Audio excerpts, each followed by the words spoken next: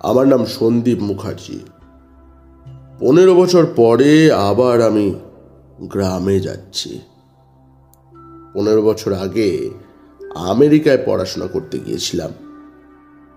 আমি আমার গ্রামের কলেজ থেকে ফিজিক্স নিয়ে বিএসসি পাশ করি।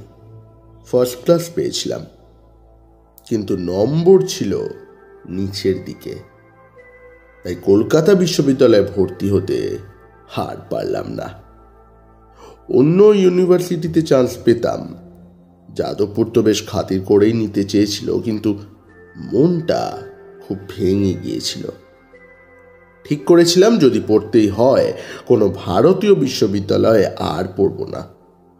আমেরিকায় চলে যাব, নিদেন পক্ষে অস্ট্রেলিয়ায়। আমি একটি স্কুলে চাকরি পেয়ে গেলাম। অবশ্য স্কুলটি বোর্ডের অনুমোদিত নয়, তাহলে আমি কিছুতেই চাকরিটা আর পেতাম না। কারণ আমি রাজনীতি করি না। আমি পড়াশুনো নিয়েই ব্যস্ত থেকেছি চিরকাল। তাছাড়া আমার বাবা নেই, দাদার আশ্রয়ে আছি। নিজের পড়ার খরচটা চালানোর জন্য টিউশনি করতে হতো। এর মধ্যে রাজনীতি করার সময় বা কখন? আমি স্কুলের চাকরিটা নিলাম বটে, কিন্তু ভেতরে ভেতরে জেআরই নিয়ে আমেরিকা যাওয়ার জন্য তৈরি হতে লাগলাম। মা আমাকে বলতেন, তুই ঠিক পাশ করে যাবি, আমার কোল খালি করে চলে যাবি, আর তোর সঙ্গে দেখা হবে না।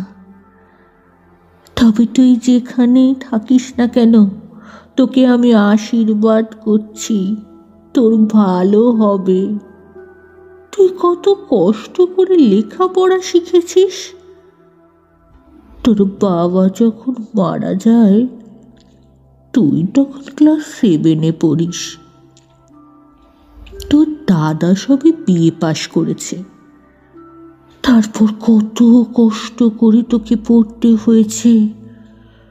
পরীক্ষার ফি দিতে পারিনি বলে তোকে হেডমাস্টার পরীক্ষার হল থেকে তাড়িয়ে দিয়েছিল। সে কি আমি ভুলবো? আমি বলি, মা, কোথায় আমেরিকা আর কোথায় আমাদের গ্রাম? এখনো পরীক্ষাই দিলাম না। জেআরই খুব শক্ত পরীক্ষা মা, কত ছেলে বারবার দিয়ে পায় না জানো? সবাই তো আর তোর মতো ফার্স্ট ক্লাস পায় না। মায়ের ধারণা আমি ভারতের সবচেয়ে মেধাবী ছেলে। আমি কলকাতা বিশ্ববিদ্যালয়ে ভর্তি হতে পারলাম না। এই ফার্স্ট ক্লাস দিয়ে কি আমি ধুয়ে খাবো? মাকে সে কথা বোঝাই কি করে? আমি আমেরিকার 4-5টি বিশ্ববিদ্যালয়ে চিঠি লিখলাম। এর মধ্যে গোটা 3 বিশ্ববিদ্যালয়ে ফর্ম পাঠালো আর বলল জেআরই স্কোর দিয়ে ফর্ম পাঠালে তারা আমার আবেদন বিবেচনা করে দেখবেন। ইতিমধ্যে গ্রামে কিভাবে রটে গেল আমি আমেরিকা চলে যাচ্ছি। আমার স্কুলের ভূগোলের মাস্টারমশাই রবীনবাবু বললেন, সন্দীপ, তুমি নাকি আমেরিকায় পড়তে যাচ্ছ? কংগ্রেচুলেশন। চেষ্টা তো করছি স্যার, এখনো কিছু ঠিক হয়নি, সবে জেআরই দিয়েছি। তুমি পাশ করে যাবে, খুব ভালো খবর সন্দীপ। তা কোন ইউনিভার্সিটিতে পড়বে ঠিক করেছ? ওই 3 জায়গায় অ্যাপ্লাই করব। আমার ইচ্ছা শিকাগো। চিকাগো? চিকাগো নয় স্যার, শিকাগো। লেক মিশিগানের ধারে সুন্দর শহর। স্বামীজির নামের সঙ্গে এর নাম জড়িয়ে আছে। যাওয়ার আগে দেখা করো। নিশ্চয়ই স্যার। সবচেয়ে অভিমান করল সুতপা। ভট্টাচার্যি পাড়ায় ওদের বাড়ি। আমার বন্ধু অশোকের বোন। আমার প্রাণের বন্ধু বলতে অশোক। ওদের বাড়িতেই রাত দিন ওঠা বসা। সুতপা এবার 3rd ইয়ারে উঠেছে, সংস্কৃত অনার্সে ভর্তি হয়েছে। ওকে ছোটবেলা থেকেই দেখছি।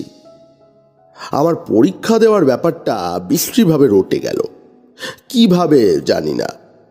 সম্ভবত বৌদি রটিয়ে থাকবে।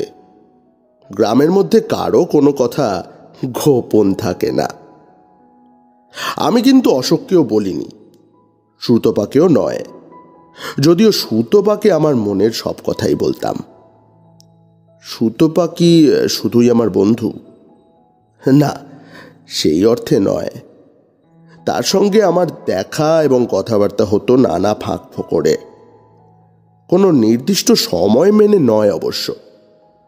আমরা দুজন দুজনকে পছন্দ করতাম, দুজনের প্রতি একটা শ্রদ্ধা এবং সম্ভ্রম বোধ ছিল। অবশেষে জেআরইতে পাশ করলাম, মোটামুটি ভালোই স্কোর বলা যায়। শিকাগো বিশ্ববিদ্যালয়ে জানালো আগামী সেশনেই আমাকে ভর্তি করা যেতে পারে, আমি যেন চলে আসি। আমার জন্য তারা একটা অ্যাসিস্ট্যান্টশিপেরও ব্যবস্থা করবে, তবে 31শে অগস্টের মধ্যেই চলে যেতে হবে। এটি মে মাস, হাতে আর মাত্র কয়েক মাস, কিন্তু প্লেন ভাড়া আর আনুষঙ্গিক ফরেন এক্সচেঞ্জ মিলে আমার প্রায় 30,000 টাকার মতো দরকার। দাদার কাছে বললাম। দাদা বললেন, সবই তো বুঝলাম, তুই আমেরিকায় যাবি শুনে আমার ভীষণ আনন্দ হচ্ছে, কিন্তু 1,000-3,400 বেশি তো দিতে পারবো না। তুই তুই বরং ব্যাংকের লোনের চেষ্টা কর, আমি গ্যারেন্টার থাকবো। কিন্তু ব্যাংক লোন পাবার নানা ঝামেলা, কার কাছে আর আমার মনের দুঃখ খুলে বলবো? বুঝলাম যাওয়া ভাগ্যে নেই। অশোককে সব কথাই বললাম। অশোক বলল, তুই কিন্তু আমাকে একদিনও বলিসনি তুই যাচ্ছিস। আহা, আমি চান্স পাবো কিনা জানতাম না, কোন ভাষায় বলি বল? কিন্তু গ্রাম শুদ্ধ লোক জানে। কিন্তু সেটা গুজব হিসেবে জানে। সত্যি ঘটনাটা তোকেই জানালাম।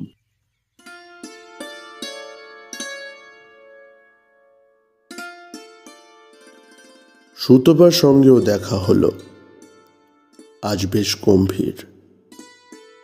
আমি ওকে বললাম, তুমি খুশি হয়েছ তো? তুমি আগে বললে আরো খুশি হতাম। আরে এই তো বললাম। এই তো খুশি হলাম। এই বলে হেসে উঠল সুতপা, কিন্তু বেশিক্ষণ হাসতে পারল না। দেখি ওর চোখে জল। আমি বললাম, তোমার খুব কষ্ট হবে আমার জন্য? আমার বই গেছে। আমি তো 4 বছর পরেই আসছি। অমন কথা সবাই বলে। সবাই তো সন্দীপ মুখার্জি নয়। আমি আসব, তোমার জন্যই আসব।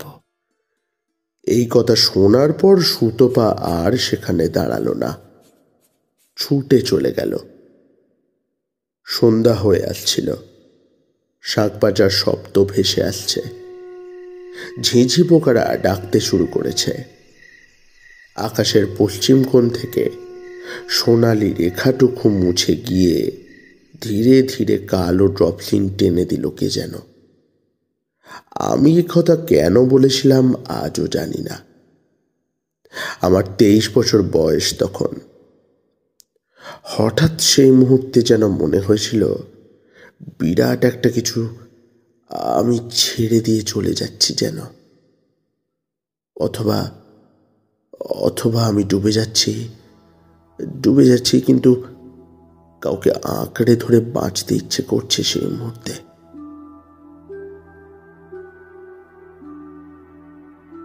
টাকা জোগাড় করার জন্য আমি মরিয়া হয়ে উঠেছিলাম। ভাবলাম কলকাতা গিয়ে কিছু প্রতিষ্ঠানের কর্ণধারদের ধরব। শুনেছি তাদের কিছু না কিছু একটা ফান্ড থাকে। জীবনে যা কখনো করিনি তাই করলাম। স্থানীয় এমএলএর সঙ্গে দেখা করে তাকে গ্যাস দিয়ে তার কাছ থেকে একটা ভালো সুপারিশপত্র লিখিয়ে নিলাম। রোজ ভোরের ট্রেনে বেরিয়ে যেতাম, ফিরতাম শেষ ট্রেনে। একদিন অশোক বলল, সন্দীপ, বাবা তোকে একটু দেখা করতে বলেছেন। অশোকদের বাড়ির অবস্থা ভালোই। তার বাবা রতন জেঠু জমিদারের নায়েব ছিলেন। নিজেও কিছু ছোটোখাটো ব্যবসা করেন। সম্প্রতি পুকুর এবং জলাশয় লিজ নিয়ে মাছ চাষ শুরু করেছেন। মৎস্যমন্ত্রীর সঙ্গে তার খুবই খাতির। রতন জেঠুর সঙ্গে দেখা করতেই তিনি আমায় বেশ খাতির করেই বসালেন। আমি প্রণাম করতেই বুকে জড়িয়ে ধরলেন, বললেন, তুমি আমাদের গ্রামের গর্ব। এই গ্রাম থেকে এর আগে অনেকেই ইমিগ্রেশন নিয়ে বিদেশে গিয়েছে, কিন্তু তুমি সর্বপ্রথম স্কলারশিপ নিয়ে যাচ্ছ। আমি কোনো জবাব দিলাম না। তারপর বললেন, অশোকের কাছে শুনলাম তোমার নাকি টাকার জোগাড় হয়নি। হ্যাঁ, আসলে লোন স্কলারশিপের জন্য চেষ্টা করছি। তা কত টাকা তোমার দরকার? মানে অন্তত 30,000। এখনই টিকিট না কাটলে শুনছি সিজন টাইমে আর বুকিং পাওয়া যায় না। এয়ার ইন্ডিয়াতে গিয়েছিলাম, তারা তো তাই বলল। তুমি তো বছরখানেক চাকরি করলে। হ্যাঁ, ওই আমেরিকায় চিঠিপত্র, জেআরই ফিস, বইপত্র কেনা, প্রচুর খরচ। তাতেই আমার সামান্য সঞ্চয় বেরিয়ে গেল। প্রাইভেট স্কুল তো 1,500 টাকা মাইনে দিত।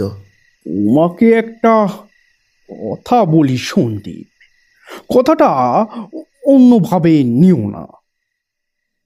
20,000 টাকা যদি তোমাকে আমি লোন দিই। আপনি দেবেন? হ্যাঁ, তুমি শোধ করে দিও। আমার অবস্থা লোকে যেমন বলে তেমন নয়। যে ব্যবসা করি তা ব্যাংকের টাকায়। তবু সুতোপার বিয়ের জন্য কিছু টাকা আমি আলাদা করে রেখেছিলাম, তা থেকেই তোমায় দেব। আমি ফস করে বলে ফেললুম, কিন্তু সুতোপার বিয়ে দেবেন না? বিয়ে বললেই তো আর হয় না বাবা। তাছাড়া ওর পড়াশোনার খুব ইচ্ছে। হায়ার সেকেন্ডারিতে ফার্স্ট ডিভিশনে পাশ করেছে। ওর কিন্তু ইকোনমিক্স আর হিস্ট্রিতে ভালো নম্বর ছিল, কিন্তু গো ধরল সংস্কৃত পড়বে। আমি বাধা দিইনি। চাকরি বাকরির যা অবস্থা, পড়াশোনার জন্যই পড়াশোনা। তুমি ফিজিক্সে ফার্স্ট ক্লাস পেয়েও চাকরি পেলে না। সবারই এক দর। একটা ডিগ্রি নিয়ে কথা। ওর এমএ পড়া শেষ হতে হতেই তুমি ফিরে আসবে, সুতরাং টাকা আমার মার যাবে না। আমি যেন সেই মুহূর্তে হাতে আকাশের চাঁদ পেয়ে গেলাম। ঈশ্বর যে আমার ওপর এত সদয় হবেন তা বুঝিনি। এত সহজে যে সব কিছুর সমাধা হয়ে যাবে তাও ভাবিনি। সেই মুহূর্তে আমি ভাবপ্রবণ হয়ে উঠলাম। আমি বললাম, জেঠু, সুতোবার বিয়ে নিয়ে আপনি ভাববেন না, ওটি আমার ওপর ছেড়ে দিন। রতন জেঠু একটু অসহায় দৃষ্টিতে আমার দিকে তাকালেন, যেন কিছু বোঝার চেষ্টা করছেন কিন্তু পারছেন না। তিনি কোনো কথা বলতে পারলেন না। তবে কিছুক্ষণ পরে আমাকে বললেন, নিজের মেয়ে বলে বলছি না বাবা, ছেলে মেয়ে দুজনেই আমার অন্যরকম।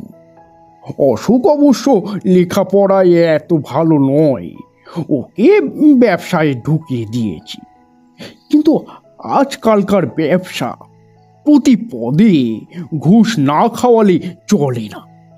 ব্যাংক থেকেও কিছু বন্দোবস্ত না থাকলে আর টাকা পার করা কঠিন হয়ে পড়েছে।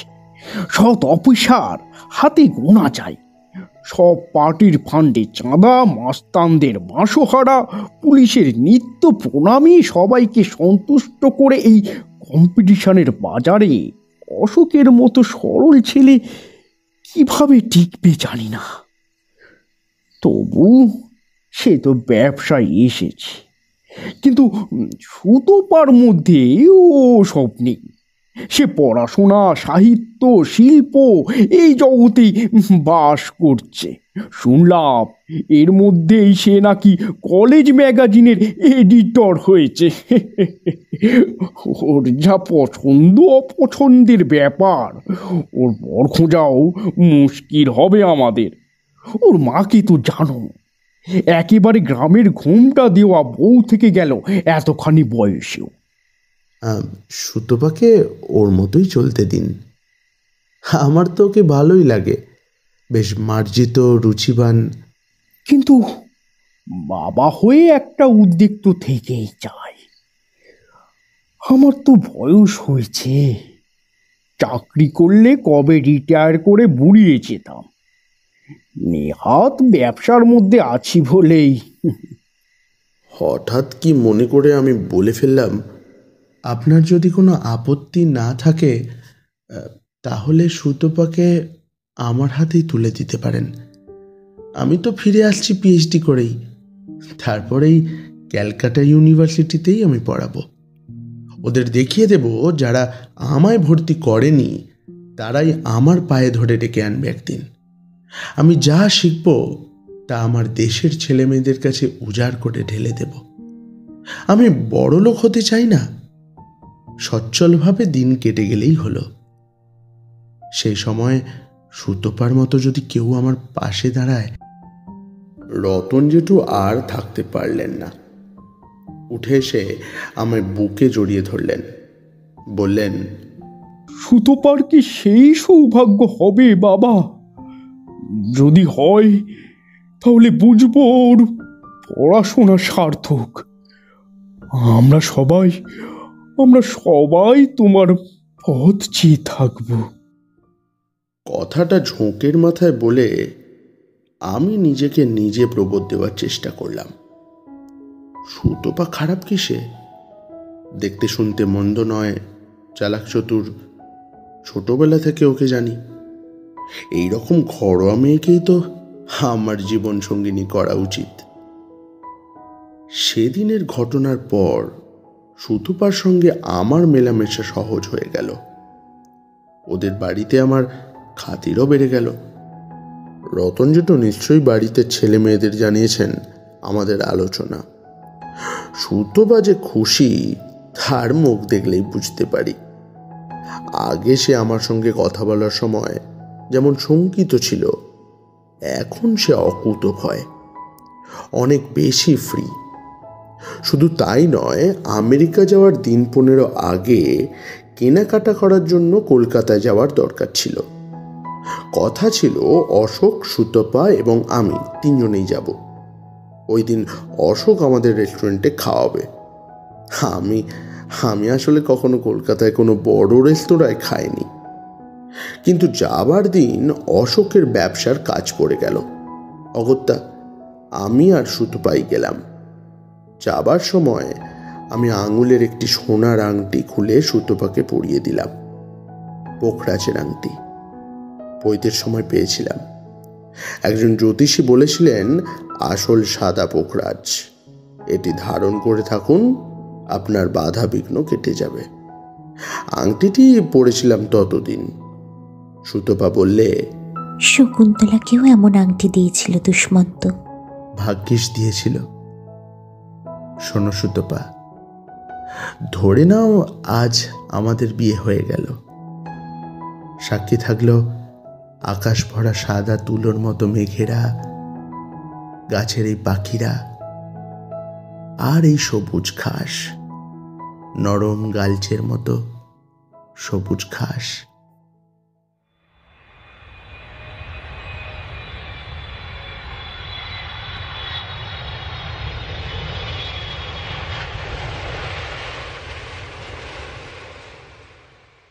তার দিন 15 মধ্যেই উড়ে চলে গেলাম শিকাগোতে।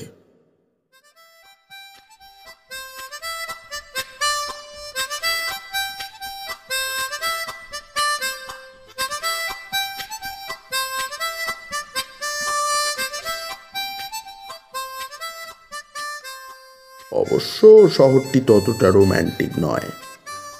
বিশাল বিশাল বাড়ির মাঝে কলকাতার মতো সরু সরু রাস্তা। রাস্তা অন্ধকার থাকে দিনের বেলাতেও। রাস্তার মাঝখানে সেতু বানিয়ে পাতাল ট্রেন পাতাল ফুঁড়ে সেতুর উপর উঠে মাথার ওপর দিয়ে চলেছে। তবে লেক মিশিগানের ধারের চওড়া রাস্তাটি খুবই সুন্দর। শহরে YMCA-তে উঠলাম। 3-4 কাটিয়ে আরও ভেতরে ইউনিভার্সিটি টাউন হস্টেলে ডর্ম পেয়ে গেলাম।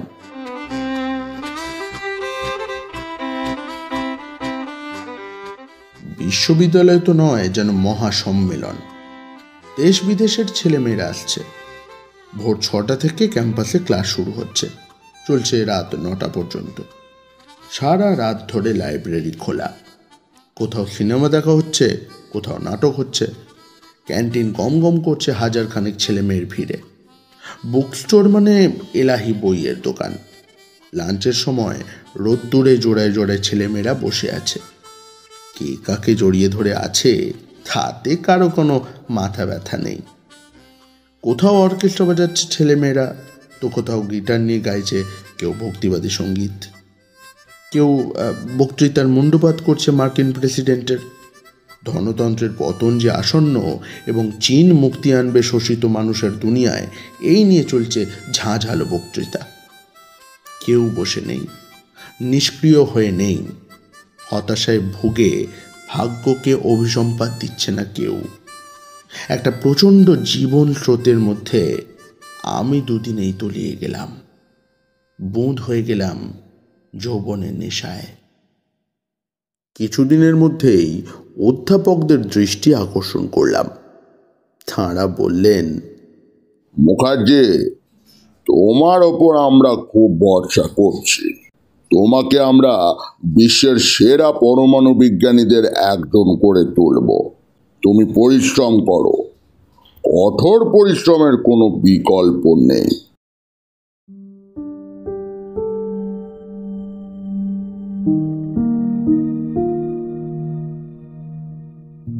সুতোপার দীর্ঘ চিঠি পেতাম। অশোক লিখত, মা লিখত মাঝে মাঝে। আমি প্রথম সুতোপাকে বেশ বড় করে চিঠি দিতাম। রাত 12টা-1টার সময় সব নিঝুম হয়ে গেলে আমি চিঠি লিখতাম। তাতে লিখতাম, আমেরিকায় না এলে আমার জীবন অসম্পূর্ণ থেকে যেত। আমার দুনিয়াকে জানাই হতো না জানো।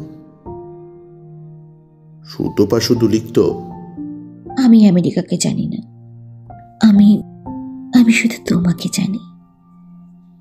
তুমি কবে ফিরে আসবে? কিন্তু যত দিন যেতে লাগলো আমার চিঠির দৈর্ঘ্য কমতে শুরু করলো। আগে প্রতি সপ্তাহে লিখতাম, তারপর প্রতি মাসে, তারপর 3 মাস অন্তর। কৈফিয়ত থাকতো প্রতি চিঠিতে পড়াশোনার চাপ ছিলই, কিন্তু আমার ভেতরের তাগিদও কমে আসছিল।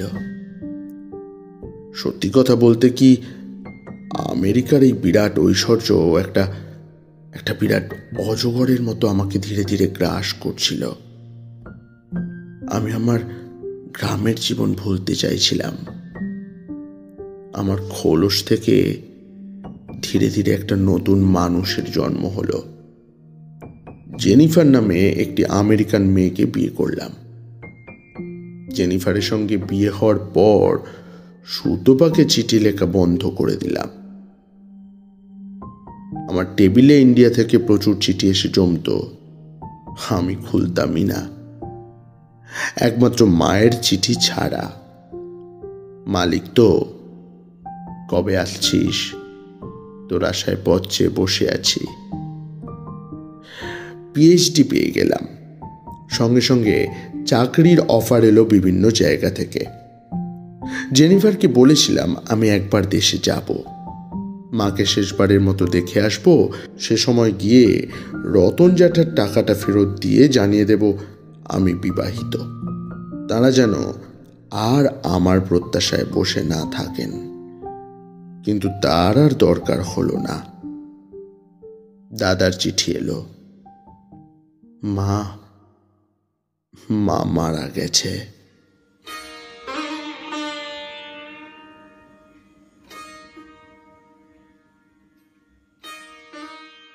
মা মারা গিয়ে আমার ভারতে যাওয়ার শেষ আকর্ষণও চলে গেল। আমি আর ফিরব না ঠিক করলাম। অন্তত গোটা 30-40 চিঠি আসার পর সুতপার চিঠি আসাও শেষ হয়ে গেল। আমি জেনিফারকে বিয়ে করে ফিলাডেলফিয়াতে চাকরি নিয়ে চলে গেলাম।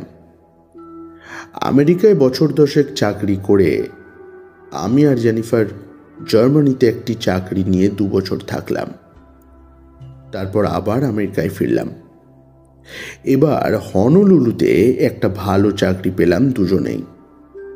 হনলুলু খুব সুন্দর শহর, তাছাড়া আবহাওয়া মনোরম। আমি ঠিক করলাম এখানেই কাটিয়ে দেব আমাদের বাকি জীবনটা। আমাদের এক ছেলে রবিন এবং এক মেয়ে অনিতা। বাড়িতে দাদার সঙ্গে আর সম্পর্ক রাখি না। দেশের বন্ধুবান্ধব, আত্মীয় স্বজন সকলের কাছেই আমি মৃত। আমার কোনো অতীত নেই। আমি আমেরিকার সিটিজেনশিপ নিয়েছি, তা না হলে ডিফেন্সে চাকরি পাওয়া যাবে না। এভাবে বছর 15 কেটে গেল। আমি একটা আমন্ত্রণ পেলাম। কলকাতায় এবারে বিজ্ঞান কংগ্রেস হবে। আমি যদি একটা ভীষণ গুরুগম্ভীর বিষয়ের ওপর একটা বক্তৃতা দিই, তাহলে উদ্যোক্তারা বাধিত হবেন। আমার যাতায়াতের ব্যয় বহন ওনারাই করবেন। 15 বছর পরে কলকাতার কথা মনে হতেই মুহূর্তে কান্না এসে গেল। আমি তাড়াতাড়ি চোখের জল মুছলাম। জেনিফারকে বলে গেলাম, ডার্লিং, তুমি ক্যালকাটা যাবে? চলো না দুজনেই ঘুরে আসি। কিন্তু জেনিফার বলল, না, আমার চাকরিতে এখন ছুটি পাওয়া যাবে না, তুমি ঘুরে এসো। আমরা এবার ক্রিসমাসে বালি দ্বীপে যাব। দিন পাশারেই আমার একটা সেমিনার আছে, দুজনেই যাব ঠিক করেছি। অতএব একাই এসেছি। আমি যে আসবো পুরনো কোনো বন্ধু বান্ধবকে জানাইনি। অশোক এখন কোথায় কে জানে। সুতোবার নিশ্চয়ই বিয়ে হয়ে গিয়েছে এতদিনে। সঙ্গে করে 20,000 টাকার মতো ডলারও নিয়ে এসেছি। আমি ঋণ মুক্ত হতে চাই।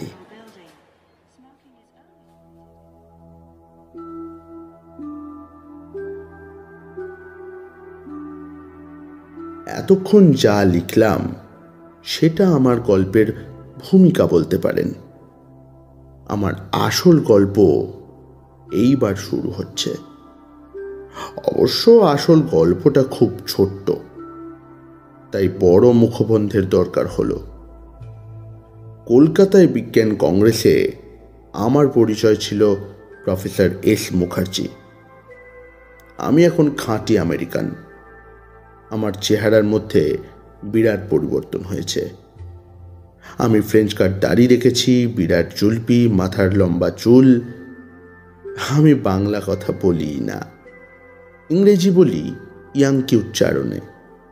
আমার মুখে পাইপ থাকে সব সময়, চোখে মুখে উন্নাসিক দৃষ্টি। সাধারণ কোনো মানুষের সঙ্গে কথা বলি না। বাঙালি এই ধরনের লোককে বুদ্ধিজীবী বলে খাতির করে। আমার ইন্টারভিউ নেওয়ার জন্য 3-4 জন সাংবাদিক এসেছিল। আমি ইচ্ছে করেই দুজনের সঙ্গে অভদ্র ব্যবহার করলাম। শুধু স্টেটসম্যান আর আনন্দবাজারকে ইন্টারভিউ দিলাম। কনফারেন্সে যা হয় আর কি, হইচই, পার্টি, লোকজনের সঙ্গে দেখা সাক্ষাৎ মেটাতে মেটাতেই দুপুর গড়িয়ে গেল। পরদিন আমার বাড়ি যাওয়ার কথা, অথচ এরই মধ্যে কলকাতা থেকে আমার গ্রামে অশোকদের সঙ্গে দেখা করে আসবো ভেবেছিলাম। কিন্তু তা বুঝি আর হয়ে উঠল না। কলকাতা থেকে ট্রেনে 4 ঘন্টার পথ। আমি হিসেব করে দেখলাম বেলা 3টে যদি রওনা হই তাহলে ঘন্টাখানেক কাটিয়ে শেষ ট্রেনে কলকাতায় ফিরতে পারি। যে করেই হোক আজ না গেলে নয়। আমি হাওড়া স্টেশনে গিয়ে টিকিট কেটে ট্রেনে উঠে বসলাম।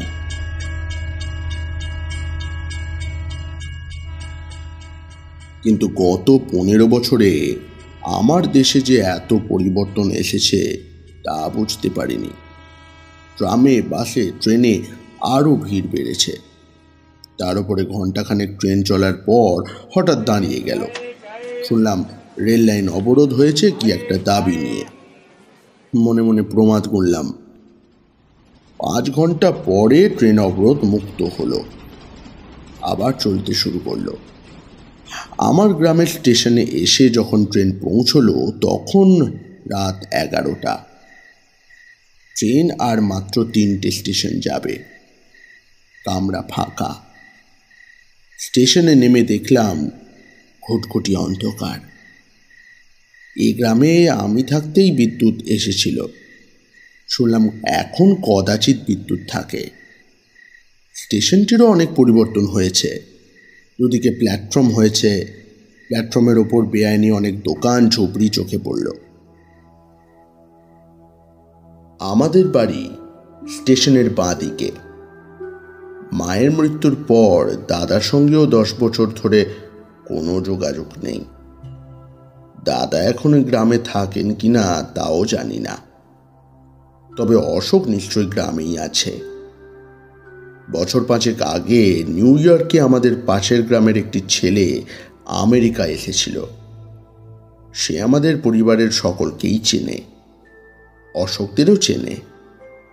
আমি তার কাছেই শুনলাম অশোক প্রাইমারি স্কুলে মাস্টারি করে আর রাজনীতি করে। অশোকের বাবা রতন জেঠুর ব্যবসা উঠে গেছে। তিনি এখন রিটায়ার্ড, বাড়িতেই থাকেন। সুতপার কথা জিজ্ঞেস করতে সংকোচ হলো। হয়তো এই ছেলেটি জানে সুতপা আমার বাগদত্তা ছিল। আমার দাদাকে ছেলেটি চেনে। সে বলল, আপনার দাদা বিয়ে থা করে ওই পৈতৃক বাড়িতেই আছেন। ওই বাড়ি থেকেই হাবড়ায় অফিস করেন।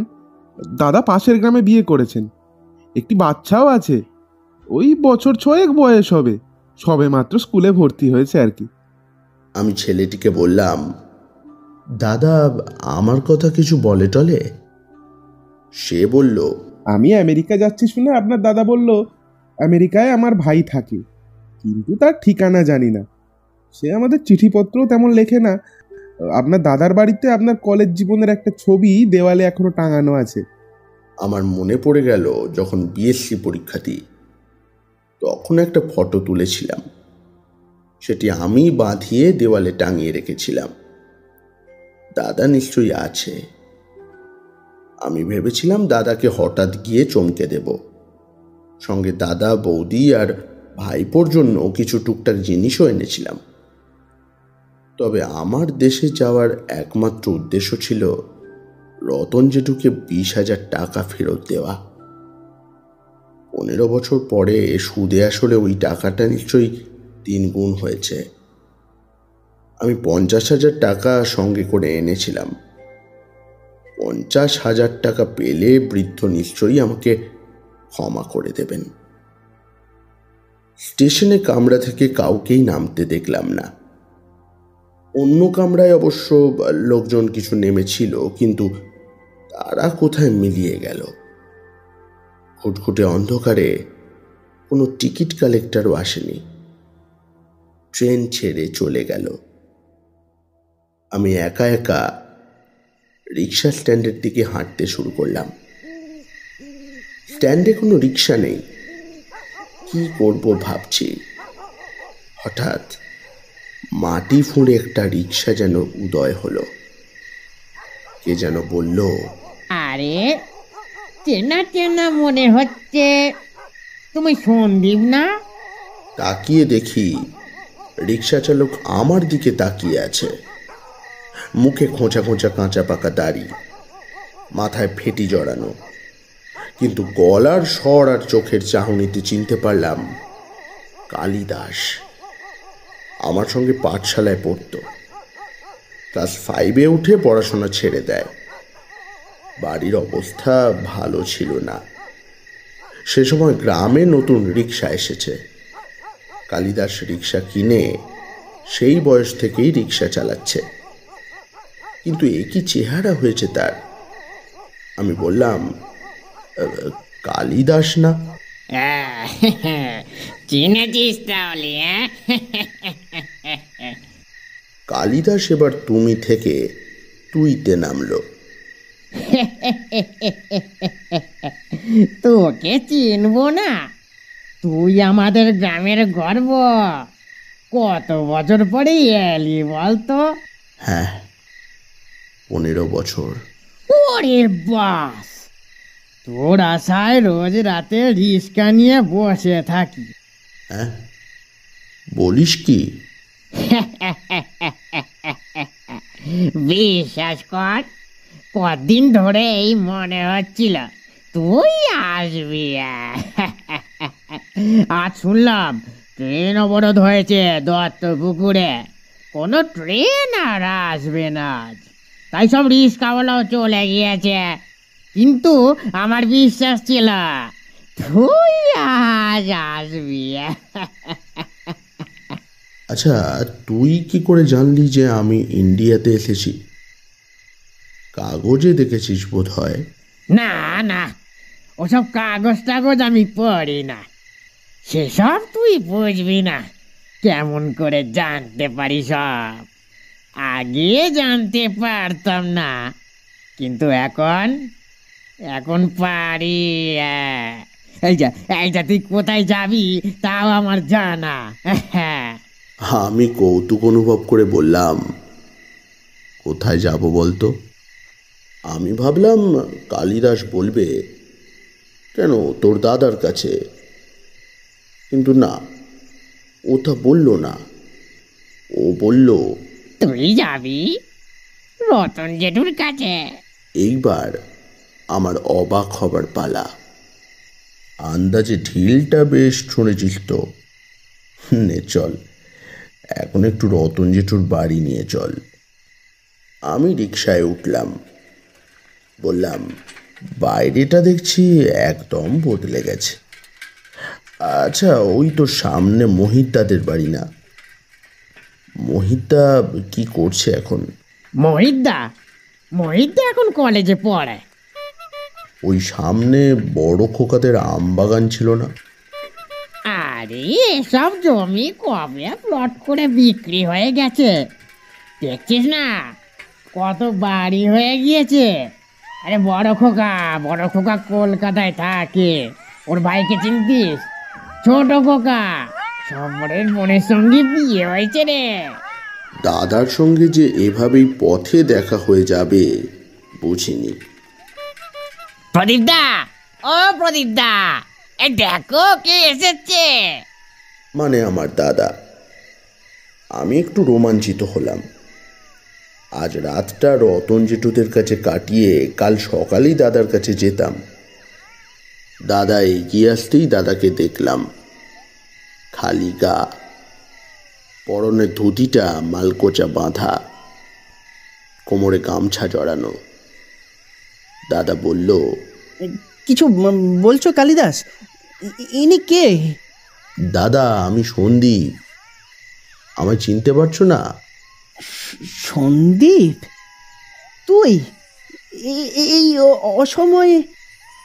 ট্রেন লেট ছিল বলে রাত হয়ে গেল। আমি তোমার কাছেই এসেছি দাদা। কিন্তু আমার যে এখন অনেক কাজ রয়েছে সন্দীপ। কাজ? এত রাতে? হ্যাঁ, আমার ছেলেটা, মানে তোর ভাইপোটা যে কোথায় গেল। পুকুরে চান করতে বেরিয়েছিল একা একা, এখনো ফিরল না। তুমি কি বলছো দাদা? চান করতে এসেছিল? কখন? এই তো সন্ধেবেলা। তারপর থেকে তাকে খুঁজছি, শুধুই খুঁজছি। তুই বরং রতন জেঠুর বাড়ি আজ রাতে থাক। কাল আমার বাড়ি আসিস। হ্যাঁ, আমাকে আমাকে বুড়োকে খুঁজে নিয়ে যেতেই হবে, যেতেই হবে, যেতেই হবে। দাদার গলার আওয়াজ অসংলগ্ন লাগলো। কি আবোল তাবোল বলছে দাদা? কালিদাসকে বললাম, কি কালিদাস, দাদার মাথাটা কি খারাপ হয়ে গেছে? কালিদাস বলল, না, দাদা যা বলছে ঠিকই বলছে।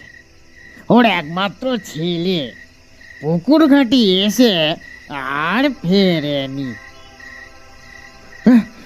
তোর দাদার মানসিক অবস্থা বুঝতে পারছিস? এখন সারা রাত ধরে ওকে খুঁজতে হবে। একবার কিছু হারিয়ে গেলে তাকে তাকে খুঁজে পাওয়া বড় কঠিন। দাদা তাই রোজ রাতে পুকুর ঘাটে এসে ছেলেকে খোঁজে। তুই হেয়ালি করছিস কালিদাস, আমি তো কিছুই বুঝতে পারছি না। দাদা কোথায় অদৃশ্য হয়ে গেল। হঠাৎ শুনলাম কে যেন বলছে, আরে সন্দীপ যে। দেখি আমার সামনে দাঁড়িয়ে সাদা ধুতি আর পাঞ্জাবি পরা ভূগোলের মাস্টার মশাই রবিনবাবু। রবিনবাবু 15 বছর আগে যেমন ছিলেন এখনো তেমন। এত রাতে ফিনফিনে আরতির পাঞ্জাবি আর ফাইন ধুতি পরে তিনি কোথায় যাচ্ছেন? আমি বললাম, আরে মাস্টার মশাই, আপনি এত রাতে? রাতে একটু ঘোরাঘুরি করা আমার স্বভাব বাবা। তা তুমি কবে? এইমাত্র এসে পৌঁছালাম। কোন শহরে আছো? শিকাগো না? আগে না, এখন উচিটা বলে একটা শহরেতে আছি। কিন্তু স্যার, দাদার সঙ্গে একটু আগে দেখা হয়েছিল। দাদার খুব বিপদ। কেন? তোমার দাদার আবার কি হলো? দাদার মনে হলো মাথাটা খারাপ হয়ে গেছে। দাদার বাড়িতে কোনো বিপদ টিপদ হয়েছে নাকি স্যার? দাদা এত রাত্রে উদ্ভ্রান্তের মতো শশীকুণ্ডুর পুকুরের দিকে চলে গেলেন। রবিনবাবু বললেন, তুমি ভয় টয় পেলে নাকি সন্দীপ? অনেকদিন পরে এসেছ তো। কালিদাস, সন্দীপকে কি ভয় দেখাচ্ছিস নাকি?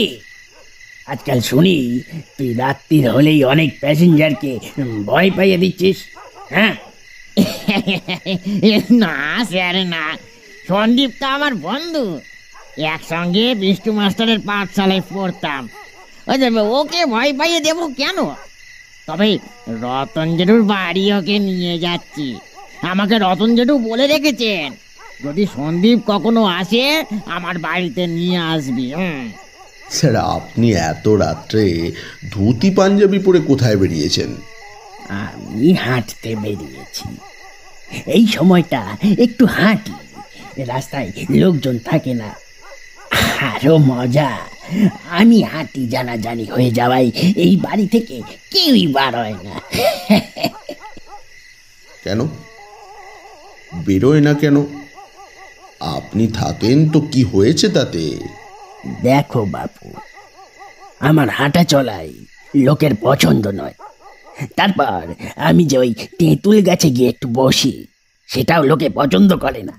এইবার আমার কেমন যেন গা শিরশির করতে লাগলো। রবিনবাবু কি পাগল হয়ে গেলেন নাকি? ভদ্রলোক কল্পনা নাট্য সমাজে নিয়মিত থিয়েটার করতেন, তাই সব সময় নাটক করেন। পড়ানো নাটকের মতো করে, কিন্তু নাটুকেপনা করা এক কথা, আর আবোল তাবোল অসংলগ্ন কথা বলা আর এক কথা। ঠিক সেই মুহূর্তেই ঘটল এক ঘটনা। কে যেন একটা লোক টর্চ হাতে করে দেওয়ানজি বাড়ির দিক থেকে আমাদের দিকে এগিয়ে আসছিল। হঠাৎ কালিদাস আর রবিনবাবুর দিকে তাকাতেই লোকটি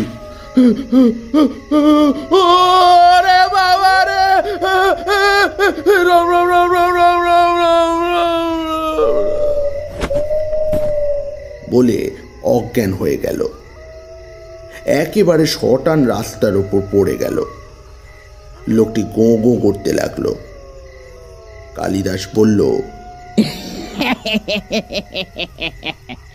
ও হলো চাটুর্যে পাড়া নীলু, ওর ওই একটু ফিটে ব্যায়ামও আছে। হঠাৎ দেখি রবিনবাবু নেই।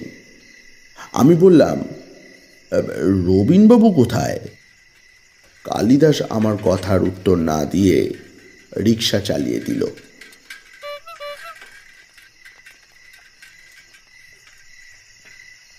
কিছুক্ষণের মধ্যে কালিদাস আমাকে অশোকদের বাড়িতে নিয়ে এলো। 15 বছরের বাড়ির বাইরেটায় অন্তত কোনো পরিবর্তন হয়নি। বাড়ির সামনে এসে মনে হলো বাড়িতে কেউ থাকে না। ভেতরে খুটখুটে অন্ধকার। বাড়ির সামনের উঠোনে ছোট ছোট জঙ্গল গজিয়ে গেছে। কালিদাস আমাকে নিয়ে দরজার সামনে দাঁড়িয়ে দরজায় ধাক্কা দিল। বলল, রতন জেঠু, ও রতন জেঠু, আরে ওই অশোক, এই দেখো দেখো কি এসেছে। ভেতর থেকে কোনো উত্তর এলো না, কিন্তু কালিদাস একটু ঠেলতেই বন্ধ দরজা খুলে গেল।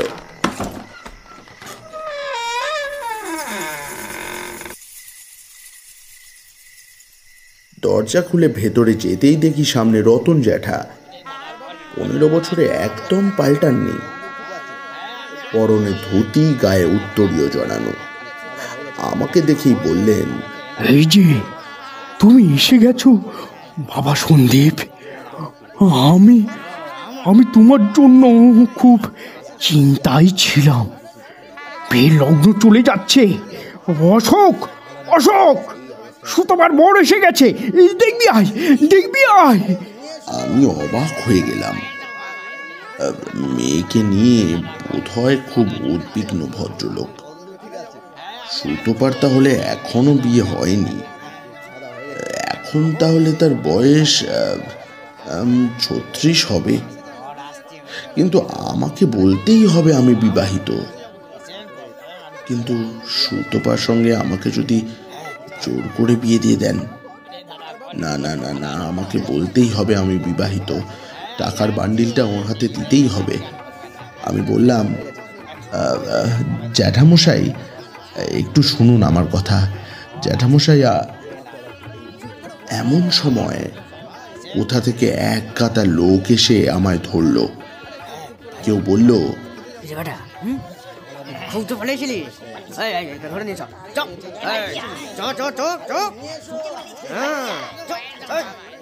ওরা আমাকে সোজা ভেতরের একটা ঘরে নিয়ে এলো। সেখানে দেখি অশোক। অশোক আমাকে বলল, আয় আয়, ভালো আছিস? এসব এসব কি হচ্ছে? আমি তো কিছুই বুঝতে পারছি না। তোর বুঝতে হবে না। তুই তুই চটপট বিয়েটা সেরে ফেল দেখি। সেরে ফেল। সুতোপা কত দিন ধরে অপেক্ষা করছে। কিন্তু আমি তো অনেক দিন আগেই বিবাহিত। তার মানে তুই সুতোপাকে বিয়ে করবি না? না। কেন? কারণ আমি বিবাহিত। কিন্তু সুতোপাকে বিয়ে করবি এই শর্তে তুই বাবার কাছ থেকে টাকা নিয়েছিলি? হ্যাঁ, সেই টাকা আমি সব ফেরত এনেছি। এমন সময় রতন জ্যাঠা ঘরে ঢুকে বললেন, এই যে সুতোপাকে নিয়ে এসেছি। সুতোপা, মা, তুমি আর দেরি করো না। কই মালাটা সন্দীপের গলায় পরিয়ে দাও। কয়েকজন সঙ্গে সঙ্গে পিনিশুদ্ধ সুতোপাকে আমার কাছে তুলে নিয়ে এলো। তারপর সুতোপাকে বলল, এইবার বরের গলায় মালাটা দাও। একটি মালা এসে পড়লো আমার গলায়। তারপর সবাই বলল, এবার শুভ দৃষ্টি।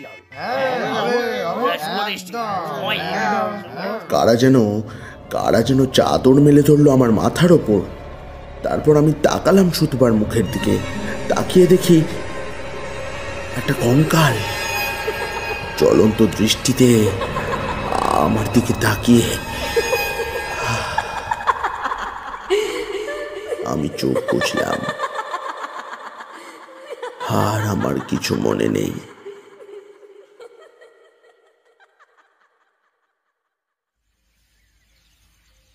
যখন জ্ঞান হলো তখন দেখি আমি মাটিতে শুয়ে আছি।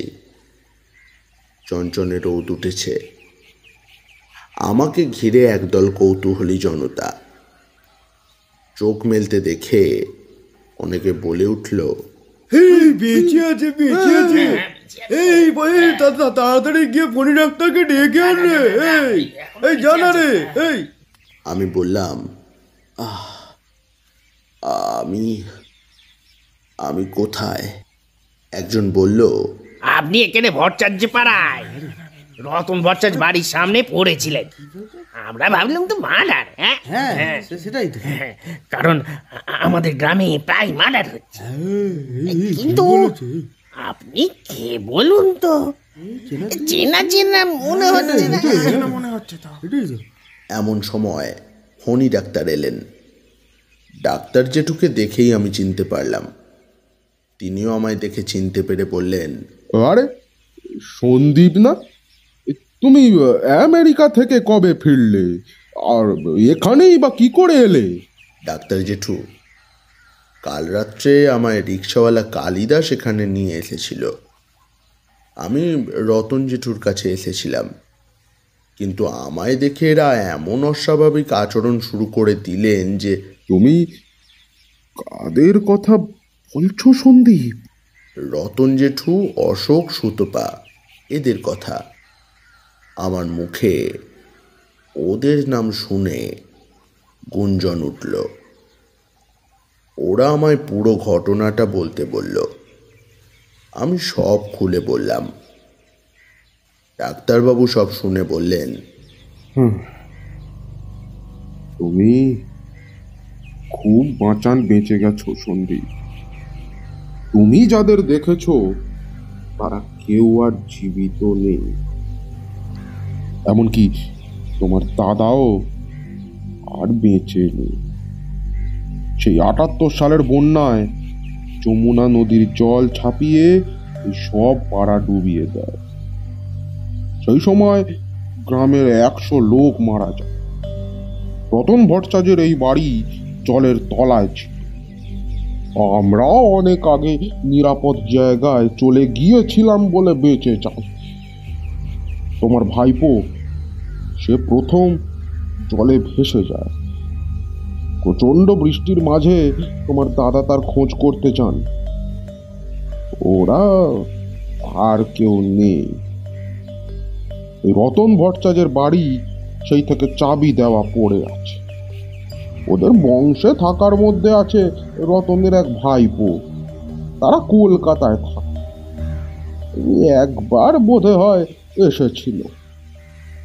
যাই বলো সন্দীপ, তোমার জন্য সুতপা সারা জীবন অপেক্ষা করে গেছে। অন্যদিকে ব্যবসা পড়ে যাওয়ায় মেয়ের অন্য কোথাও বড় ঘরে বিয়ে দেওয়ার সঙ্গতি ওদের ছিল না।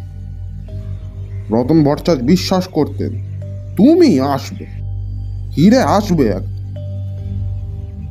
তারপর থেকে রাত্রির বেলা ওদের অনেককে গ্রামের লোক দেখেছে। কালিদাসও বন্যার সময় মারা যায়।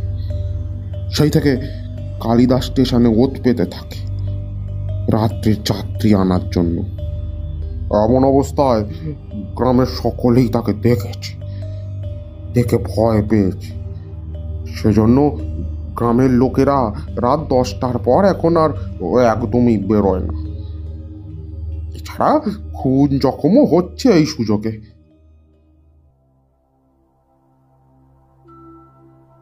আমি উঠে বসে তাড়াতাড়ি আমার কোটের পকেটে মানি ব্যাগে হাত দিলাম। না, মানি ব্যাগ অক্ষতই আছে, পকেটে চেকবুকও ঠিক আছে।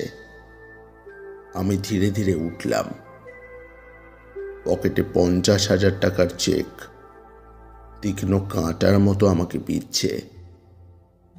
ডাক্তার জেঠুর বাড়ি বিশ্রাম নিয়ে খাওয়া দাওয়া সেরে দুপুরের ট্রেনে কলকাতা ফিরে যাচ্ছি। ভারতে আবার আসবো কি না জানি না। যদি আসি তাহলে আমার গ্রামে আর কদাচ নয়। দাদার ছেলের মৃত্যু হলেও বৌদি এখনো গ্রামেই আছেন। তার সঙ্গে দেখা করে তাকে কিছু টাকা দিয়ে এসেছি। বৌদির মুখে শুনলাম কিভাবে বন্যার জলে আমার ভাইপো আর দাদা দুজনে ভেসে গেলেন। বৌদিও ভেসে যাচ্ছিলেন, শেষ পর্যন্ত একটা গাছ ধরে বেঁচে যান। 50,000 টাকা মেয়েদের স্কুলে দান করে এসেছি। আমি এখন বিবেক মুক্ত।